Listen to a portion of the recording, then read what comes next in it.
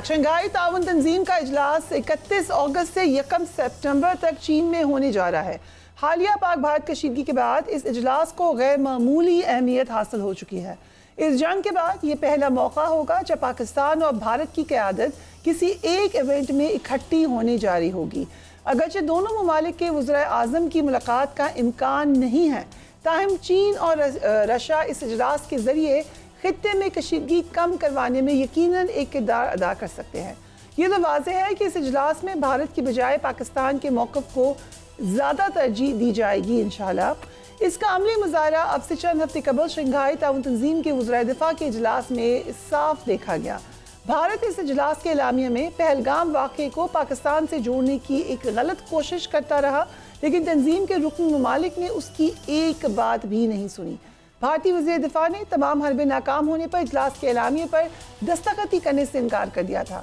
इस हवाले से वज़ीर दिफ़ा ख्वाजा आसिफ ने क्या मौक़िफ़ दिया था वो भी देख लीजिए। का वहाँ पे एटीट्यूड रहा है, उसकी वजह से एक मुश्तरका एलामिया वहाँ से इशू नहीं हो सका और वो जो चीज़ें उसमें शामिल करना चाहते थे वो बाकी ममालिक जो है उस हक़ में नहीं थे। एलामिया जॉइंट नहीं आया क्योंकि वहाँ पे जो एक रवायत यही है कि मुतफ़िक़ा जो है ना आता है, तो उन्होंने मेरी तकरीर के बाद जब उन्होंने टाइम मांगा और उनको टाइम जो है चेयर ने नहीं दिया, तो उसके बाद उन्होंने कहा जी हम एलामिया पे दस्तखत नहीं करेंगे। अभी भी ज़ख्म काट रहे हैं अपने जो उनके ऑपरेशन सिंदूर में जो है सिंदूर उनका उजड़ा हुआ है, तो अब क्या किया जाए। हमारे पास तो कोई इलाज नहीं है इसका, जो इलाज करना था हमने वो कर दिया हुआ। इस वक्त भारत सरहद पर खुलकर जंग करने के बजाय आबी जरयत पर उतर चुका है। भारत ने हाल ही में करतारपुर राहदारी को आबी जरयत का निशाना बनाया। भारतीय इक़दाम की दुनिया भर की सिख तंजीमों में मजम्मत हो रही है। खालिस्तान तहरीक के रहनुमा कुलविंदर सिंह चीमा ने कहा है कि भारत ने जानबूझकर करतारपुर राहदारी की जानिब पानी छोड़ा। Let's watch him.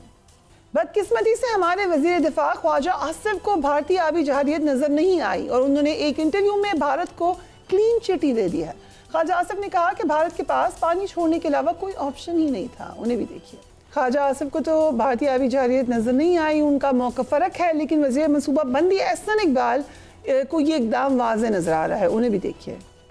अभी हम करतारपुर आए हुए हैं ऑपरेशन की निगरानी करने के लिए, क्योंकि यहाँ पे कुछ ज़ायरीन थे जो फंस गए थे, महसूर थे। ये बदतरीन आबी जारियत का मुजाहरा आप देख सकते हैं मेरे पीछे कि किस तरह हिंदुस्तान इस क्लाइमेट डिजास्टर में भी सियासत कर रहा है। वो पानी को जमा करता है और एक रेले की सूरत में छोड़ता है ताकि उससे ज़्यादा तबाही हो, ज़्यादा नुकसान हो। अगर वो इंडस वाटर ट्रीटी के ऊपर अमल करता और पाकिस्तान के साथ बर वक्त मालूमात शेयर करता और वाटर का एक स्टेडी फ्लो रिलीज करता। ब्रिगेडियर वक़ार मसूद हमें ज्वाइन कर रहे हैं। Thank you so much for joining us on the program. Brigadier साहब, भारतीय आबी जरयत इस पे जो वज़ीर दिफ़ा कह रहे हैं वो तो आप कैसे देखते हो स्टेटमेंट को? आई थिंक इसमें थोड़ा टेक्निकल चीज़ें ज़रूर देख लें कि जो रावी पे रेगुलेशन है पानी के मादोपुर हेडवर्क से होती है, जो भारतीय पंजाब और जो ऑक्युपाइड जम्मू कश्मीर है उसके दरमियान वाक़, जहाँ से एक्चुअली रावी रिवर जो है वो बेसिकली मेनली रेगुलेट होकर पंजाब में दाखिल होता है। तो फिर ये एक बॉर्डर बनाता है ऑल अलॉन्ग, तो इनक्लेव्स भी हैं।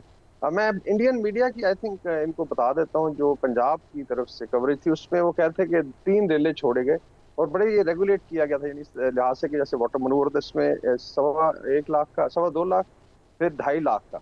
और आपको आई थिंक हिस्ट्री में आप देखें तो डेरा बाबा नानक हो जाए या करतारपुर जो आमने सामने है, इसमें इतनी फ्लडिंग आई थिंक हिस्टोरिकली कभी नहीं हुई। सो इट मीन्स कि इसमें एक डिलिबरेट एफर्ट हुई है और जो सिख कम्युनिटी है वो I think they already, because ये जो है डेरा बाबा नानक और उसके बाद हमारी तरफ करतारपुर जो है इनकी जन्मभूमि है, बल्कि यहाँ पर खेती वगैरह की थी बेसिकली ननकाना साहब की जन्मभूमि, और फिर यहाँ पे जी कंसिडरिंग कि करतारपुर का एक इशू है भारत को और वहीं को टारगेट कर दिया गया, सिख तंजीमें भी ये बात कह रही हैं, तो कैसे हो गया कि बिल्कुल इत्तेफाकन वही जगह जो नापसंद थी भारत को वही टारगेट हो गई?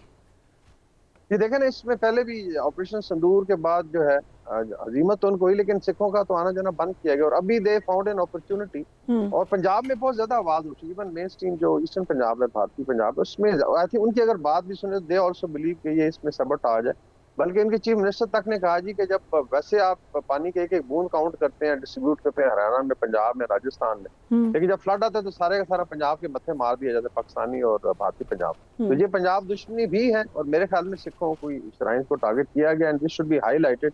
और बाहर जो डायस्पोरा है उनका बड़ा आई वुड से कि इजाइल भी है, नॉलेजेबल है, ये लोग ऐसे नहीं है। और आजकल दुनिया इतनी कनेक्टेड है, यू कैन सी इट, ये प्रॉपर वाटर मनूवर हुआ है, डिस्पाइट के इसमें माधोपुर हेडवर्क्स भी जो है उसको भी नुकसान हुआ है। इतना ज्यादा इन्होंने रिस्क लिया के अंदर आई थिंक उनके 4 पुश्ते भी बह गए, और ये ब्रिटिश टाइम का बना हुआ है, तो इसमें नाअहली भी कह लें, उसके अलावा ये वाटर मनूवर है और इसमें दोनों तरफ बहुत ज्यादा नुकसान हुआ। सो डू यू थिंक कि रीथिंक करनी चाहिए अपनी स्टेटमेंट ख्वाजा आसिफ को? जी मेरे ख्याल में वो बेहतर समझते हैं, लेकिन आई थिंक अगर जो वाटर रेगुलेशन की अथॉरिटीज हैं हमारी, इवन आई थिंक मिलिट्री के पास सारा डाटा होता है, उसको जरा एक दफा स्टडी कर लें कोई वाटर मनूवर को आपने। और ये तो उनका क्लेम है, अभी कल मैं मीडिया पे जा रहा हूँ, टॉपिक डिस्कशन यही कि भारत ने water maneuver, they are saying it. और ये तो आपको याद होगा कि इनके जो वीपी सिंह आई थिंक जो ex chief of army staff है, उनका इंटरव्यू सुन लें। उन्होंने कहा था वीपी मलिक कि जी we should do you know water manoeuvre, और आप जो है जब पानी ज्यादा आ जाए झटका दें, उनके स्ट्रक्चर्स को हिलाएं, उसके बाद फिर रोक लें, फिर और फ्लडिंग सीजन में और ज्यादा करें। तो ये तो उनका एम एंड ऑब्जेक्टिव, स्पेशली ये 3 ईस्टर्न रिवर है, उसमें ब्यास, सतलुज और रावी जो है, इसमें ये होता रहेगा। और मेरे ख्याल में Pakistan should be very very careful, जो सतलुज में किया गया वो भी सलमान की हेडवर्क से दाखिल होता है। थोड़ा आई थिंक ये इसकी इंजीनियरिंग स्टडी कर लें, ब्रीफिंग ले लें, मेरी सजेशन होगी, I don't know, may be he has more information, but मेरी अपनी मिलिट्री आप कह लें असेसमेंट है कि it was a water manoeuvre. और इसमें सिख कम्युनिटी बिल्कुल जेन्युइनली कंसर्न भी है। आपने देखा फिर हसन इकबाल साहब तो खुद सन ऑफ द सॉइल वहाँ पे गए भी हैं जी, जाके बकायदा किश्ती। हसन इकबाल साहब ने ये बात की, खालिस्तान तहरीक के रहनुमा कुलविंदर सिंह ने ये कहा, दीगर आप सोशल मीडिया पे देखें, स्पेशली जो सिख कम्युनिटी के पेजेस हैं वहाँ पे हर कोई यही बात कर रहा है। सो पाकिस्तान इसका जवाब कैसे दे सकता है? ये देखें, ये तो एक तो जो वाटर एग्रेशन है, और आपका मीडिया खुद भी आप देख रहे हैं हमेशा अभी जारियत की बात होती है, जैसे अनफाउंडेड नहीं है। तो it could be taken because then responsibility is with the upper riparian, कि अगर आप रेगुलेट करते हैं इस तरीके से कि नीचे डिस्ट्रक्शन हो या नुकसान हो और डिलिबरेट एफर्ट किया, तो इसका इंजीनियरिंग डाटा वगैरह प्रेजेंट किया जा सकता है। इसमें वर्ल्ड बैंक को भी I think we can tell, warning जरूर उन्होंने दी है इंडस वाटर ट्रीटी की वजह से या वैसे, लेकिन I think warning time was very less.